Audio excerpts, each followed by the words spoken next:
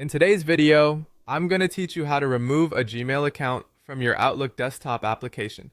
This process is straightforward, but it's always good to have a step-by-step guide to make sure you don't miss any detail. Let's dive right into it. To begin, if you haven't yet opened your Outlook application, go ahead and do so now. Make sure you're on the desktop version, as this tutorial specifically covers steps for that. Once you have Outlook open and ready, you'll want to focus your attention to the upper left corner of the screen. Here, you should see a menu labeled File. Give it a click to start the process. Clicking File will open up a new menu with several different options. Among these options, you'll find Account Settings. Go ahead and select it. You may notice a drop-down menu appear, and you'll need to click Account Settings once more to proceed. This will bring up a new window that's central to managing the accounts linked to your Outlook. In this window, you will see a list of all the email accounts connected to your Outlook profile.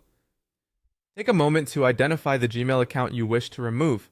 If you have multiple accounts linked, double-check to ensure you're selecting the correct one. Once you've confirmed which account you want to eliminate, click on it to highlight the selection. With the correct account highlighted, look for the Remove button situated in this settings window. Clicking Remove will initiate the account removal process. However, before the account is actually deleted, Outlook may prompt you with a message.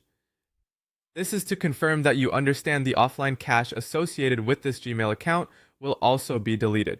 What this means is any data stored locally from that Gmail account will be removed from your system. So make sure you've backed up important emails if necessary. When you're ready, confirm this action by clicking Yes. Doing so completes the removal of your Gmail account from Outlook's desktop application. It's always a good idea to restart your Outlook application after completing such changes to ensure everything updates correctly. And that's it! You've successfully removed a Gmail account from your Outlook desktop app. It's a simple yet essential process for managing which email accounts you want connected to your Outlook.